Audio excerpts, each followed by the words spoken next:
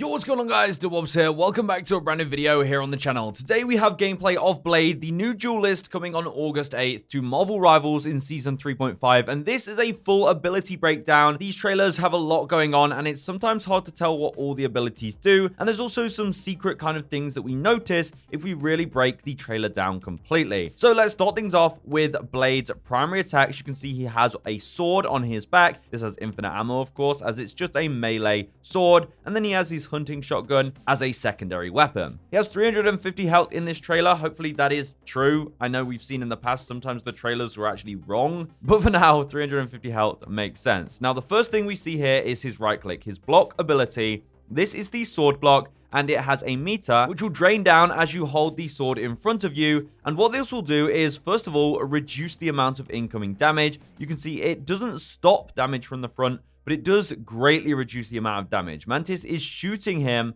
and it's barely even hurting him. It's literally doing about 10 or 11 damage per shot, which is an 80% damage reduction, as Mantis normally does 55 damage. So you're only going to take 20% of damage with the sword block, and also it seems to block all knockback and stun abilities that you're hit with. As you can see here, Mantis tries to sleep Blade, and he simply uses the shield to stop it. Now, when we see him stopping the Mantis sleep, his health bar kind of flashes gold, but then it stops being gold. I think that's just to say that he was CC immune when that projectile hit, as of course that is the effect of the sword block. We see later on, he's fighting a Magneto, and Magneto tries to use his right click, which would normally push Blade back. However, he uses his sword block, completely eats the shot, and doesn't get pushed back. So you can time this thing really well and prevent a lot of stuns and knockback abilities using it. Now, once you stop holding the sword, it will go on a 3-second cooldown, and at the same time, the charge meter will fill back up. We also get to see here his shift ability. This is his dash, and when he's holding his sword, we can see he presses shift, dashes quite a far distance, and then it initiates this sword twirl, which does even more damage. So the initial hit actually damages Mantis, and then the sword twirl does continuous damage. And we can also see when you first hit her, it does also knock her back. We can also see his 4-slash combo here, which is his normal melee attack, and you can see he slashes once to the left, slashes 2 times after that, then slashes a 3rd time, and a 4th and final hit. So if you hold down his primary attack, his sword does 4 instances of damage and 5 separate sword strikes. Next up, we get to see his dash ability when you're holding his shotgun. So if you have the shotgun and press shift, you will once again dash forward, and you will jab at the enemy with your sword and then shoot them with your shotgun, which creates this big blast that knocks them back. But at the same time, it seems to apply anti-healing. We can see here Magneto is covered in this purple aura, and his health bar is highlighted in purple. And if we head over to the next clip, we do the same ability to Emma Frost using our dash with the shotgun, and her health bar is purple, and we can see she has a lunar snow behind her, and she is not being healed. So it seems like Blade will indeed have anti-healing if you use his dash with the shotgun. We can also see that the way his shotgun works is he shoots 1 pellet that then explodes after like a 5 to 10 meter range into a large burst, just like a shotgun typically would look. So it's going to be like Roadhog's alternate fire from Overwatch, and there will be an optimal distance that you want to be as Blade if you are using the shotgun, so that every single pellet ends up hitting the enemy. Next up, we see him activate his vampire form, his E ability. And once you activate this, a lot of things happen. First of all, you'll see your health bar will be highlighted in red, and it will have this vampire symbol, because you have now initiated lifesteal. So when you deal damage to enemies, you will heal a portion of the health back, and this really does turn Blade into a brawler. It's a bit like Mr. Fantastic, how he's kind of a tanky duelist. He's not your typical duelist, and he can really get stuck into the fight, especially when he activates this ability. So, first of all, we have the lifesteal. Second of all, it seems like this ability doesn't actually have a set activation time. Instead, it has a vampire charge meter. In the middle of the screen, you can see it starts at 0, but as Blade deals damage, it quickly charges the meter up to a maximum of 10, and with every passing second, the meter is trying to lower back down to 0. But as he keeps damaging, the meter just keeps charging up.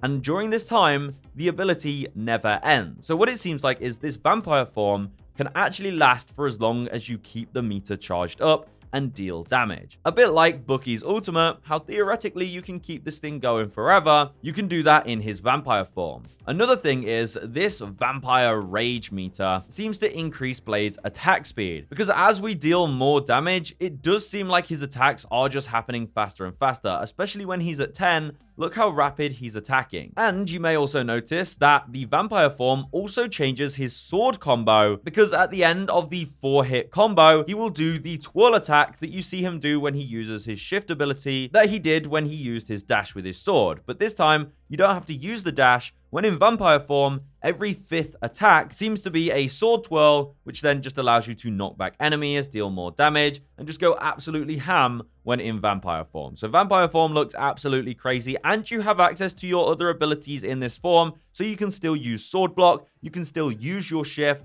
and dash or apply anti-healing, which is very, very cool. And then finally, we have the ultimate. Here we can see him use it on a bunch of flying heroes. What he does first is dash with his shift, which we can see here. It does actually allow you to dash up in the air, which is great. So he even has that level of movement that he can use just when he wants to. And he pops the ult in the air, which starts a charge meter. And when you release the ult, you will charge in a straight line, and it will cut the enemies with all of these slashes, and it will deal an initial amount of damage to everyone there. And then in a very short amount of time, it will deal tons more slashes in that area, damaging everybody within it, and lower health heroes will be absolutely obliterated by this ultimate if they're caught in it. And you'll be able to combo this really well with something like a Groot ult, and we can see the ultimate once again in action here. It dashes straight through shields, it will damage Punisher on his turret, it will destroy utility such as Loki lamps. It really is an insane area denial tool, and Blade will be very good at initiating in these fights. And now we also got to take a look at Blade's new team up. He is going to be joining the Lunar Force team up with Cloak and Dagger, but he also gets a bit of an extra ability, because when you put down the Shrouded Orb that makes you invisible and also gives you healing, he also gets the option to do a Swift Strike. So I believe this is while he's in the orb and invisible. If he uses the team up again, he can lock onto an enemy and dash towards them and hit them with an attack. And obviously this is just really useful for Blade, as it puts you right in front of the enemy, which is where you want to be when you're doing your combos, which is a nice addition to the team up and definitely makes it more useful for Blade. So that about wraps up all the abilities that we can see in the trailer for Blade. There will without a doubt be things that we've missed or just weren't shown in the trailer, but we definitely got a lot about Blade's playstyle from this one. There are a few things that we saw in the leaks in the past, like being able to see enemies through walls, that we didn't really see in the trailer anywhere. I went through and there was no point where Blade seemed to have some sort of passive where he could see enemies through walls, or even in vampire form, he couldn't see enemies through walls. So I'm not sure if that's something that we're yet to see, or it's just something that won't be coming with Blade. But there we go, guys. Let me know all your thoughts on Blade. Are you excited for him in Season 3.5? Of course, the second duelist of the season, but so far, I'm liking his style. He's not just any old duelist. He seems to be a bit more of a hybrid duelist with all those abilities. Lifesteal, survivability is pretty crazy with his sword block. So I can't wait till we all get to play him. Anyway, I'll see you in the next one. Goodbye.